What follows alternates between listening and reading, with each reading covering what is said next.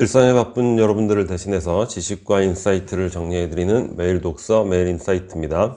오늘은 동네 의사와 기본소득, 모두의 것을 모두에게, 이 책에 대해서 한번 살펴보도록 하겠습니다. 저자인 정상훈 씨는 국경 없는 의사회 소속으로 해외 긴급 구호 활동을 많이 하시는 분이에요. 이러한 그 구호 활동, 국내에서도 그런 활동을 많이 하시니까 아무래도 환자로서 힘들고 고된 삶을 살고 있는 그런 분들을 많이 접하겠죠. 그런 과정에서 모두가 기본소득을 받는다면 얼마나 다채로운 삶이 가능할까, 그러한 상상을 항상 하신다고 합니다. 그래서 우리가 보통 기본소득이라고 하면 오해를 많이 하시는 게 진보의 정책이 아닌가 이렇게 생각하시는 분들도 많은데, 진보 보수 그런 구분이 없죠. 국내에서도 정치적으로 진보건 보수건 다 기본소득 제도를 형태의 차이가 조금 있을 수 있어도 다 채택을 했잖아요. 그리고 경제정책이라는 관점에서 본다면 기본소득은 보수의 정책에 보다 가까운 정책이라고 할 수 있죠. 왜냐하면 이 4차 산업혁명 일자리 소멸 시대에 유효 수요를 창출해야 되고, 그걸 바탕으로 해서 기업이 성장할 수 있고,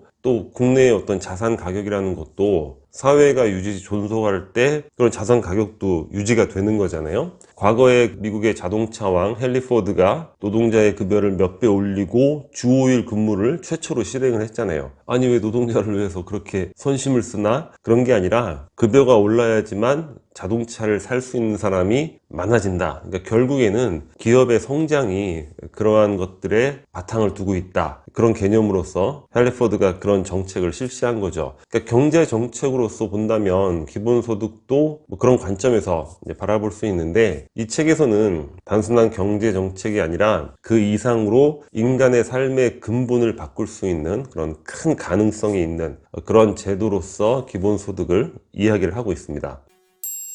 책에 나오는 기본소득 이야기하기 전에 저의 그 개인적인 뇌피셜에 해당하는 내용을 먼저 말씀을 드려보도록 하겠습니다. 웃으실 수도 있는데 참고 삼아 공유를 해보도록 하겠습니다. 예전에 책을 읽으면서 채집한 문장이거든요. 그러니까 독일의 녹색운동의 그 원조 활동가이면서 현대 서양의 대사상가죠. 루돌프 슈타이너, 굉장히 유명한 분이고 많은 존경을 받고 있는 분이고 국내에서도 많은 분들이 아시는 분인 것 같아요. 이분이 돌아가시기 전에 제자들에게 마지막 유언을 이렇게 했다고 합니다. 인류 문명의 대전환기에는 새로운 삶의 원형을 제시하는 민족이 반드시 출현한다. 그 민족은 깊은 지혜를 간직하고 근본적인 이상을 품고 있으나 외침과 폭정 아래 억압되어 쓰라린 삶을 살아가고 있다. 내 대전환의 때가 되면 새 삶의 원형을 제시하는 소명을 반드시 수행하고야 만다. 그 민족은 분명 극동에 와 있다. 여기까지 말씀을 드리면 이것도 허튼 국뽕 얘기나 하고 있구만 이렇게 생각하실 수 있는데, 그런 관점은 절대 아니에요. 제가 주목하고 싶은 부분은 인류 문명의 대전환기라는 부분이고, 새로운 삶의 원형을 제시한다는 그런 측면이란 말이에요. 그 주체가 미국이 됐건 중국이 됐건 일본이 됐건 그건 상관이 없죠. 왜냐? 새로운 삶의 원형이 좋은 것이고 그런 것들을 먼저 제시하고 실행하고 살아가는 그런 모습이 있다면 주변에선 그런 걸 따라가게 되는 것이니까 우리한테도 좋은 것이고, 그래서 주체가 누가 되느냐 그건 중요한 게 아닌데, 이 글을 채집을 해서 읽으면서 계속 주기적으로 생각이 나는 거죠. 무슨 얘기일까? 새로운 삶의 원형, 어떤 식의 삶이 더 나은 방향이 있을까? 그리고 그거는 굉장히 모호한 고민에 머물러 있었죠. 그러던 중에 기본소득이라는 개념은 한 10여 년 전부터 나왔던 개념이고, 처음 접했을 때는 그냥 재밌네 이 정도였어요. 왜냐? 그 내용이 좋고 나쁘고 떠나서 실행이 안 될 게 뻔한데, 기본소득이라는 걸 우리가 채택을 해서 실행을 한다는 것 자체를 예전에는 상상하기가 굉장히 어려웠죠. 그런데 올해 코로나 팬데믹이 덮치면서 재난 기본소득이라는 개념, 그런 것들이 나오고, 완전 기본소득은 아니지만 그와 유사한 형태의 전 국민들에게 보편적으로 일정 정도 비용이 지급이 됐죠. 그러면서 많은 사람들이 그런 경험을 하게 된 거예요.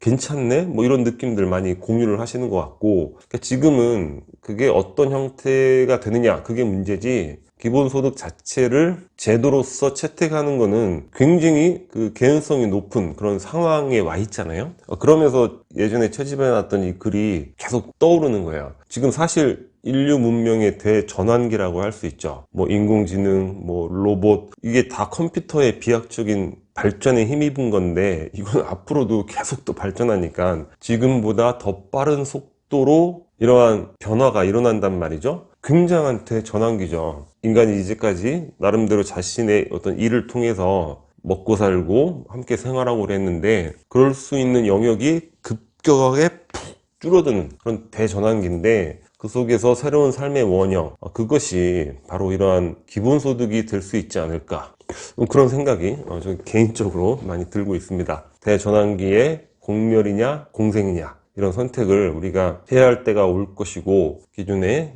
자본주의, 물론 우리 인류에게 물질적 풍요라는 이런 혜택을 줬지만 또 그 안에 문제가 많은데, 그러한 문제를 보완할 수 있는 제도, 문명의 대전환기, 새로운 삶의 원형, 기본소득, 뭔가 많은 느낌이 오는 듯해서 한번 공유를 해봤습니다. 저비용의 사회복지, 기본소득과 사회복지를 비용적인 측면에서 한번 비교를 해본 거예요. 예전에 역사 속에 명의, 화타라는 명의가 있죠. 왕이 불러다가 화타를 이제 칭찬을 하는 거죠. 아니, 어떻게 이렇게 병을 잘 고치냐. 그랬더니 화타가, 저는 아무것도 아닙니다. 저희 큰형님은 병이 생기기 전에, 그러니까 병이 안 생기게 만들기 때문에 저와는 비교도 안 되는 최고의 명의입니다. 그리고 작은 형님은 약간의 조짐만 보여도 미리 처방해서 병을 예방을 한다는 거야. 그러니까 나보다 또 훨씬 더 명의가 되는 거고, 저는 병이 생기고 나서 그 이후에야 뭐 치료할 그 정도 수준에 불과한 의사일 뿐입니다. 뭐 이렇게 얘기했던 일화가 있는데, 이게 적용이 같이 될 것 같아요. 기본소득이란 건 뭡니까? 화타의 큰형님처럼 병이 생기지 않게 만들어주는 거죠. 그에 반해서 사회복지는 어떻습니까? 그러니까 화타가 되는 거죠. 뭔가 문제가 생기고 큰 병이 생기고 이랬을 때야 지원을 해주고 치료를 해주는 거예요. 근데 이거는 많은 비용이 드는 것이고, 또한 그러한 지원으로 인해서 온전한 개선, 이런 것들이 쉽진 않죠. 그러니까 기본소득이라는 건 최소의 비용으로 기존의 사회복지 이상의 효과를 발휘할 수 있는 그런 복지의 하나의 형태가 아닐까. 많은 사람들이 기본소득 하면 비용이 많이 들 것 때문에 뭐 부담을 느끼고 걱정하는 경우가 있는데, 그렇지 않다는 거죠. 그리고 그로 인해서 파생될 수 있는 가치들을 다 생각을 한다면 투자보다 오히려 효율이 훨씬 높은 제도가 되지 않을까.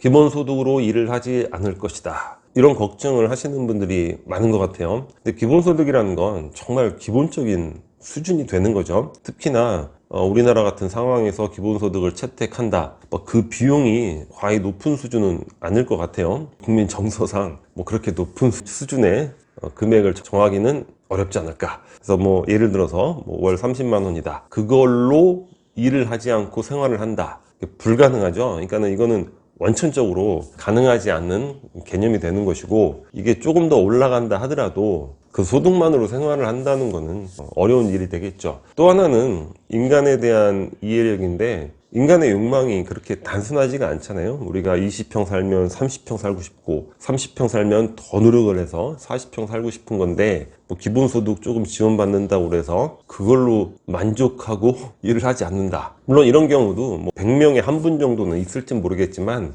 우리가 걱정할 수준은 아니지 않을까, 이런 생각을 하고, 또 기존에 기본소득을 실험했던 사례들이 많죠. 뭐 아프리카의 뭐 나미비아라든가 뭐 캐나다의 마니토바라든가 뭐 여러 가지, 물론 보편적으로 전국적으로 지속적으로 실행한 사례는 단 한 건도 없어요. 그러니까 일시적으로 지역적으로만 테스트해본 그런 사례인데, 그런 사례에서도 기본소득 지원이 노동욕구를 감퇴시키거나 이런 게 아니라 그 반대로 더욱더 열심히 노력하고 일하게 만드는 그런 효과가 훨씬 높았다고 합니다.